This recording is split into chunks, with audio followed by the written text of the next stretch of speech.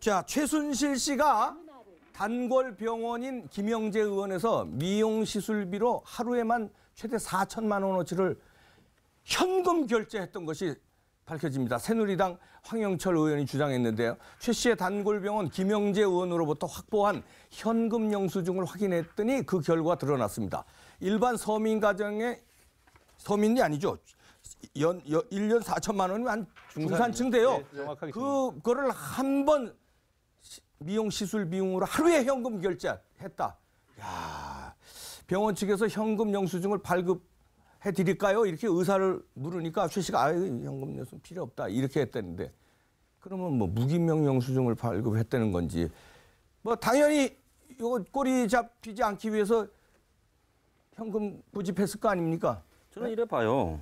과연 돈을 진짜로 냈을까? 아, 이건 또 무슨 소리예요? 아니 지금 받은 덕을 한번 보십시오. 김영재가요. 뇌물로 피부 시술 무료로 해줬다. 피부 이건 의혹입니다, 관련해서 그냥. 실 부분 관련해서 15억의 연구비를 받았습니다. 이게 가능한 일입니까? 개인 병원에요. 그다음에요. 청와대 선물로 들어갔습니다. 화장품. 그다음에 또 면세점에 납품이 됐습니다. 2군데 이상요. 그다음에 4차례 대통령 해외 방문에 동행을 하고 프랑스 갔을 때는 부서에 친히 대통령이 찾아갔습니다. 네. 우리 함 원장님이 만약에 이런 사업을 하는데 그 정도 도움을 받다 하면 8천만 원 받겠습니까? 제가 드려야죠. 오히려 드려야 돼요. 10% 준대도 8천만 원보다 훨씬 많아요. 이거 그러네요. 근데 물론 황장수 소장이 합리적인 의심을 한 거지 뭐 밝혀진 건 아니니까. 아니 그러니까 이게 무기명 영수증이라는 거는 그건 또 딴 데 쓰려고 받았을 때 쓸지 모르지만은 실제로 그거 예리한 그 분석이시네. 부분에 대해서는 제가 좀 이의가 있는 게 만일에 그 지금 말대로 뇌물을 준다면 영수증을 왜 발행합니까? 할 필요 없죠. 그냥 영수증 안 하고 그냥 뇌물 받으면 되지. 그렇지. 굳이 영수증을 왜 씁니까? 그래서 제 생각에는 그렇지. 예. 이거는 그 뇌물보다 현금을 줄 가능성도 있다. 물론 뇌물 가능성도 있죠. 근데 저는 이제 영수증을 갖다가 발행 안 해도 되는 걸 굳이 발행했다. 이거는 뇌물하고는 조금 다르고 아까 그 우리 함 원장님이 병원 하시는 게 잘 알겠지만 아마 이게 평생 그 성형시술 회비가 아닐까. VIP 회원으로서. 평생 회원권. 그게 아마 1년치 정도의 시술비를 미리 선납을 하지 않았나 생각이 들어요. 예. 네, 일주일에 한 번씩 피부 관리 받고 그다음에 뭐 또 3년 동안에 136회 프로포폴 주사를 맞으면서 피부 관리를 받았다 그랬으니까 레이저하고 뭐 이런 비용들이 그러니까 그 뭐 6개월이나 1년씩 형식으로 미리 그 영수증을 띄워주는 거예요.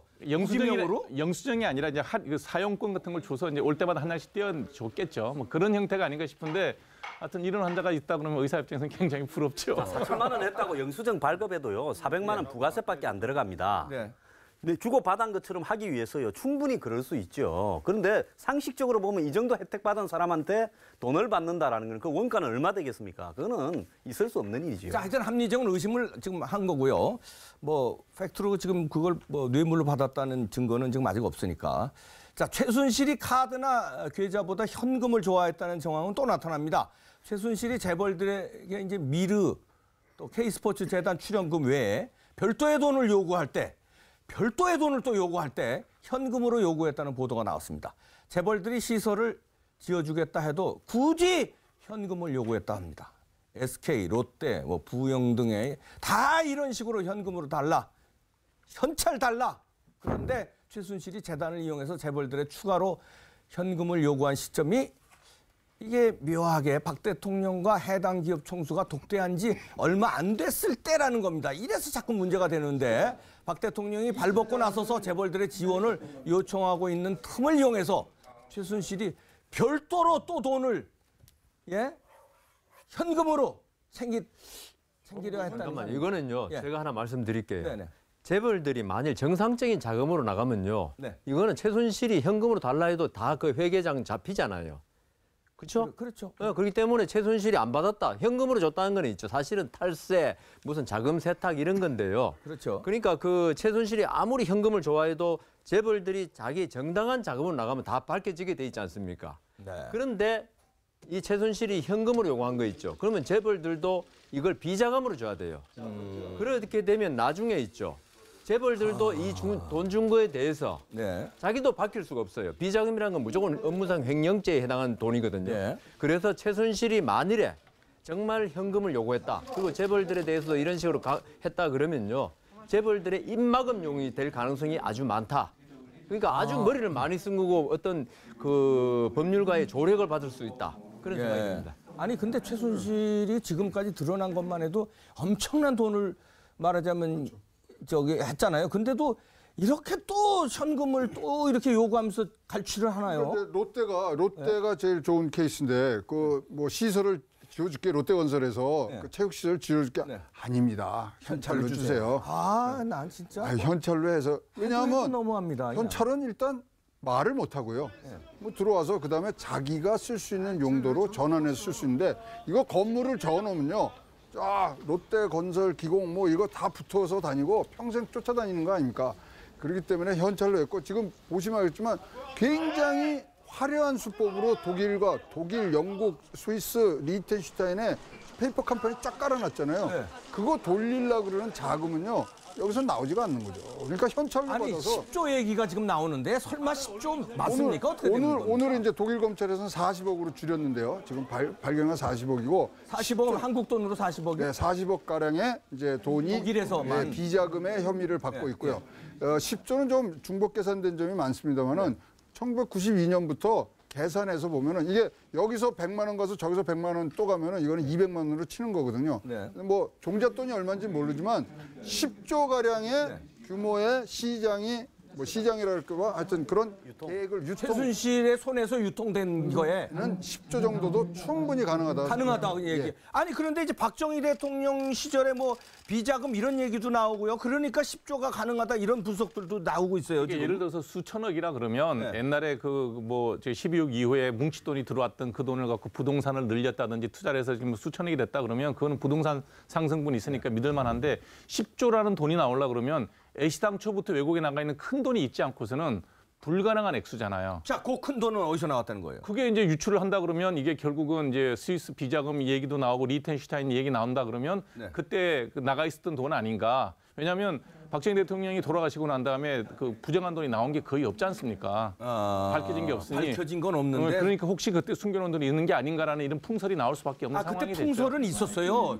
뭐 스위스에 비밀 계좌가 있다. 그게 무슨 뭐 수천억 그런 개다 얘기가 뭐 있었어요. 이런 얘기가 있었거든요. 근데 그때 수천억이면 지금 우리마음은 또 엄청난 돈이 지금 되니까. 독일이 그 유럽에서 물가 상승률이나 부동산 상승이 제일 높은 나라 아닙니까? 네. 경제가 제일 잘 돌아가니까요. 네. 저게 이제 나갔다 하면 70년대부터 80년대를 거쳐서 나갔고요. 최순실이 86년 이전에 독일에 유학을 갔는데 네. 뭘 가가 뭔 학위를 따왔다는 건 없어요. 그래서 네. 아마 최태민 지시하에 돈 관리하러 갔고 그 뒤로부터 유베린이 무슨 얀선이니 해서 회사를 수도 없이 만들었습니다. 독일에요. 이게 이미 30년 전에 이야기가 다 돼간다는 거죠. 그렇다 본다면 실제로 부동산 상승분까지 포함하면 그 당시에 2인자였던 뭐 김영욱 씨 같은 경우에도 들고 나간 돈이 어마어마하다는 거 아닙니까? 네, 그 당시에도 그 당시는 뭐 엄청났어요. 통치자금이라는 개념이 있었으니까요. 그러면 그 당시에 통치자금이 대통령의 극잡스러운 사망으로 이렇게 잊지 못하고 그것이 혹시 해외 은행에 있었다면 그것이 최태민 일가로 넘어갔다면 그 돈이 될 수도 있지요. 그렇기 때문에 이번에 이 부분에는 실제로 지금 최태민 일가가 그 뒤도 안 보세요. 유경재단에서도 빨아들이고 영남대학에서도 빨아들이고 가는 데마다 진공청소기처럼 빨아들였잖아요. 재단 설립해서 빨아들이는 전문가예요. 전문가. 예, 그렇기 때문에 프로페셔널입니다.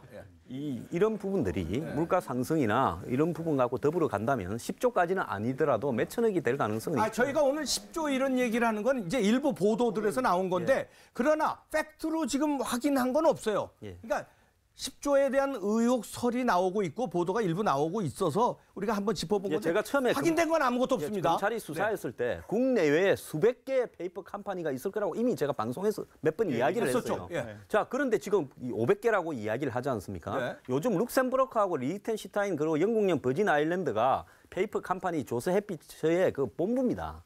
그렇기 때문에 이미 독일에서 그쪽으로 옮겨가지고 한 부분에 대해서 보니까 돈이 굉장히 많다, 어마어마하다라는 어떻게 보면 독일 역사상 이런 크기의 돈을 본 적이 없다 이야기도 나오잖아요. 근데 독일 정부도 지금 한국에 다 이야기할 필요가 없죠. 왜? 독일도 아우디나 그 얼마 전에 폭스바겐으로 한국 정부하고 불편한 게 좀 있어요. 그렇기 때문에 여러 가지로 독일도 나름대로 카드를 갖고 있을 거라 봅니다. 네. 최근에 독일에다 그 최순실이가 회사 진 게 3월 17일, 3월 24일이고요.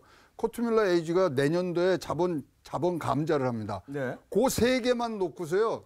저 수법을 딱 분석하면요. 돈 줄기차 되는데 큰 문제 없습니다. 아까 버진 아일랜드 얘기했는데 예. 영국의 영국에서 들어왔잖아요. 10월 네. 30일 날. 영국 간 이유도 버진 아일랜드 조셉 피난처에 대한 그러니까 아니 영국이 조치를 하고 들어왔다는 게 지금 뭐 우리 막 얘기하기 좋아하는 그렇죠. 사람들이 얘기하는 얘기입니다. 아니 거기가 세금이 0%라는 거예요. 조셉 피난처기 때문에. 버진 아까 얘기한 대로 네. 거기는 뭐 조셉 피난처로 아주 유명한 데거든요. 근데 그러니까. 왜 영국을 갔지? 프랑크푸르트에서 타고 들어오면 되는데 영국에 가서 뭐 그거에 대한 이제 조치를 하고 들어와서 여기서는 31시간 동안 또 돌아다녔다. 그러니까 독일에 있었는데 한국 들어올 땐 영국을 통해서 들어왔는데 그게 지금 의심스럽다는 거죠. 자금 관리 다 해놓고 저기- 다 이리저리 다 해놓고 왔다 이거죠. 최순실이 영어를 어느 정도 잘하는지 전혀 모르겠습니다. 외국 독일을 얼마나 정유라는 잘하는지. 잘합니다. 그 최순실이가 네, 최순실 그 씨 10조 정도 되는 자산을 관리하려면요.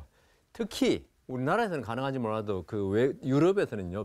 전문 변호사 있어야 됩니다. 아, 있겠죠. 돈이 많은데. 그러니까 그런 사람들 통해서 관리하면 되지. 영국에 가고 이게 과연 재산 관리하려고 갔느냐 이거는 뭐 확인해봐. 제 생각에는 오히려 그렇지 않다. 그거는 전화 한마디면 다 되는데 그걸 무슨 변호사 보고 딱딱딱 지시해가지고 하면 되는데 최순실이 가서 뭐 영어를 얼마나 잘하길래 한 건 아니고 제가 볼 때는 지금 독일에서도 지금 최순실에 대해서 지금 혐의를 두고 있는 거는 자금 세탁 방지법입니다. 지금 유럽이 있죠. 네. 그 테러 때문에 자금 세탁에 관해서 그 테러 자금이 혹시 자금 세탁을 통해서 가진 자금 세탁에 관한 형도 엄청나게 높고 그래서 보고 있는 건데 자금 세탁에서 가장 중요한 게 거래입니다. 네네. 이 사람이 얼마나 많은 재산을 가지고 있느냐를 보는 게 아니고 이 돈 거래가 어떻게 되냐고요.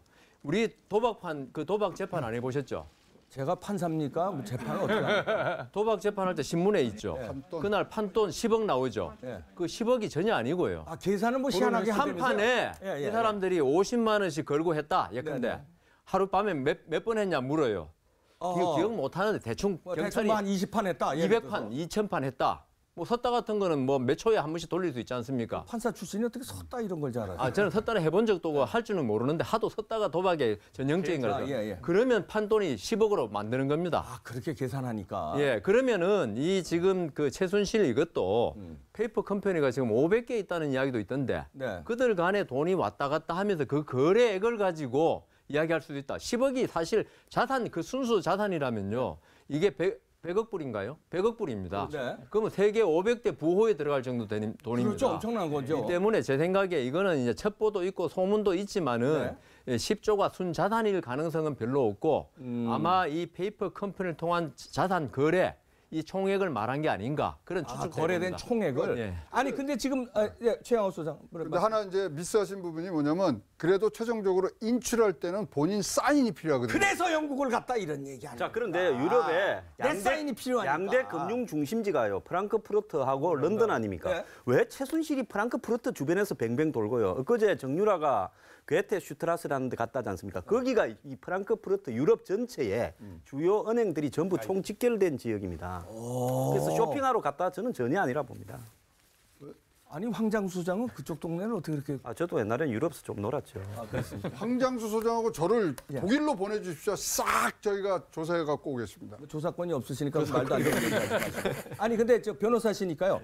독일 법이 이런 거 지금 독일이 저 검찰에서 수사 시작했어요. 예.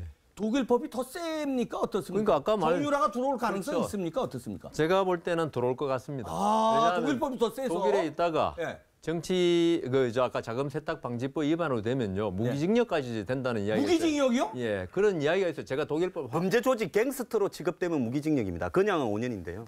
여하튼 여긴 갱스터는 아닌데. 아니, 이미 범죄 조직으로 보고 있는 겁니다. 왜냐하면 한 30명을 끌고 다닌다고 했어요. 뭐 근데 정유라가 저기 한국에 들어왔을 때 네. 만일 최순실 씨하고 같이 거의 제명이 같을 거 아닙니까? 네네. 뭐 이화여에 대한 업무 방해, 그다음 외국환 거래법 위반. 네. 제 생각에는 거의 최순실 씨가 주범으로서 다 처벌받지.